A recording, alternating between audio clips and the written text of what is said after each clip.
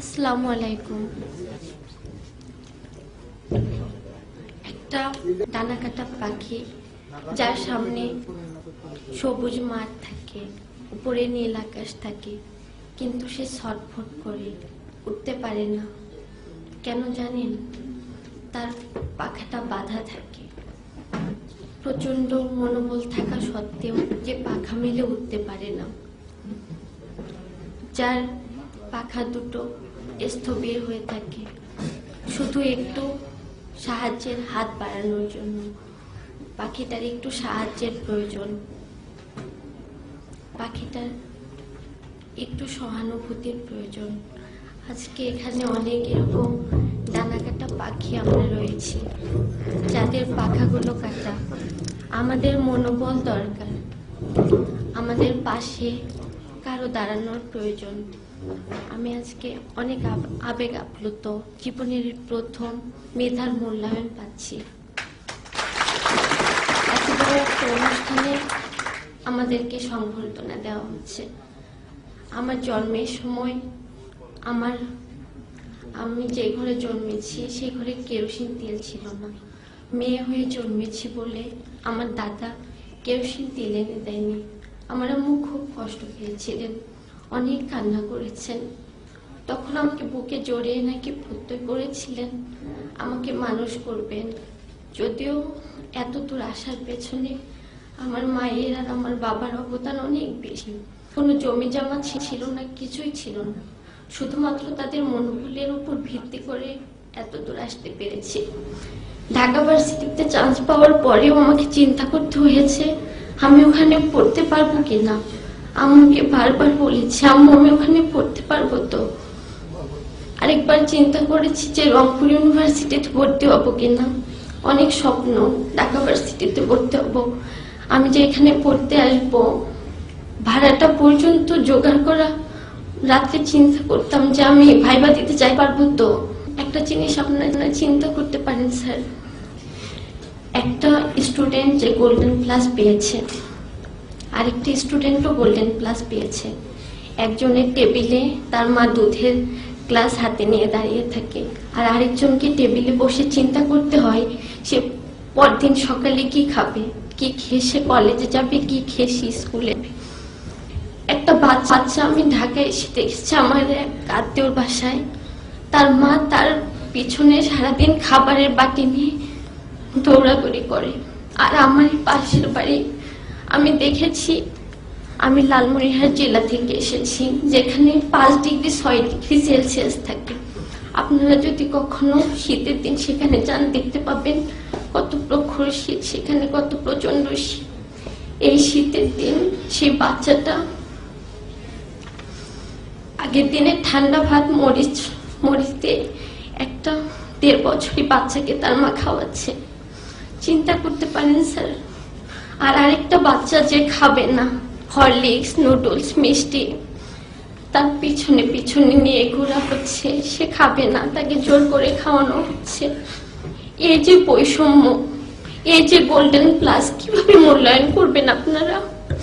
একজন খাবার পাচ্ছে না আর আরেকজনের পিছনে খাবার নিয়ে দৌড়াদৌড়ি করা হচ্ছে, কিভাবে মূল্যায়ন করবেন স্যার?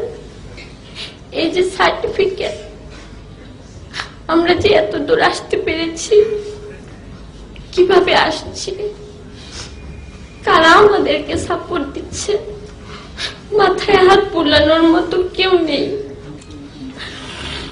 আজকে আমি আপনাদের অনেক মূল্যবান সময় নষ্ট করে কিছু কথা বলছি। দুঃখু মিয়া নজরুল হয়েছিলেন সত্যিই স্যার, কিন্তু স্যার দুঃখু মিয়া কখন পুষ্পমাল্য পেয়েছেন জানেন? যখন সে নির্বাক হয়ে গেল। তাকে কখন পুষ্পমাল্য দিয়েছি? কি পেয়েছেন তিনি? পুষ্পমাল্য তিনি কখন পেয়েছেন?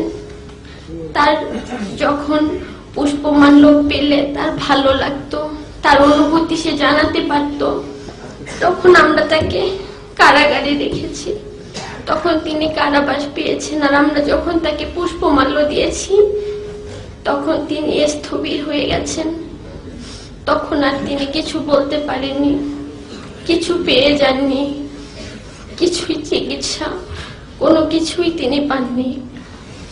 সেই দুঃখু মিয়া, সেই কাজী নজরুল ইসলাম। আমরা কাজী নজরুল ইসলামের মতো হতে চাই স্যার, কিন্তু দুঃখু মিয়ার মতো কষ্ট পেতে চাই না।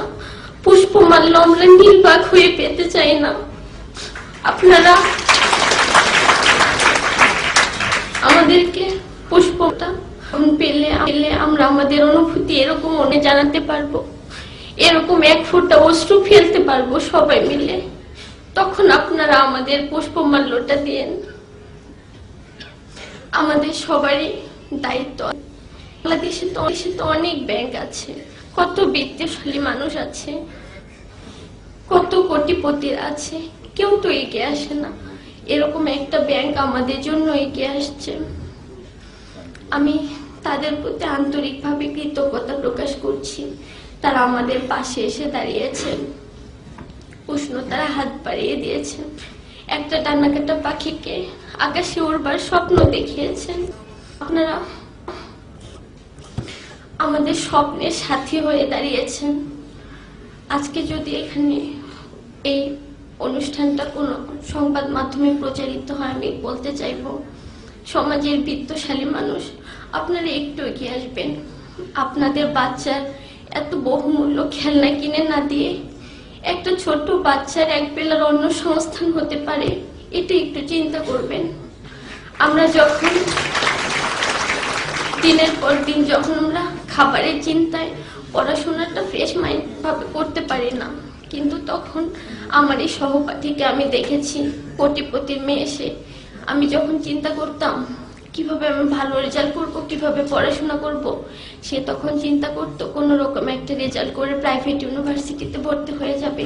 কিন্তু আমি চিন্তা করতাম যে আদৌ আমি ইউনিভার্সিটি পর্যন্ত যাইতে পারবো কিনা, আমার ইউনিভার্সিটি পর্যন্ত যাওয়ার সক্ষমতা থাকবে কিনা। কিন্তু সে চিন্তা করতো প্রাইভেট ইউনিভার্সিটিতে ভর্তি হওয়ার। এই যে বৈষম্যটা, এই যে তফাৎটা, আমরা বের হয়ে কি দেখব, কি পাবো আমরা, আমাদেরকে কে স্বপ্ন দেখাবে? আমি আবারও ইসলামী ব্যাংক কর্তৃপক্ষকে আন্তরিকভাবে ধন্যবাদ জানাচ্ছি তাদের এই মহৎ উদ্যোগের জন্য। স্যার, আমি দুঃখিত, আপনাদের অনেক মূল্যবান সময় নষ্ট করছি। ধন্যবাদ সবাইকে। আসসালামু আলাইকুম।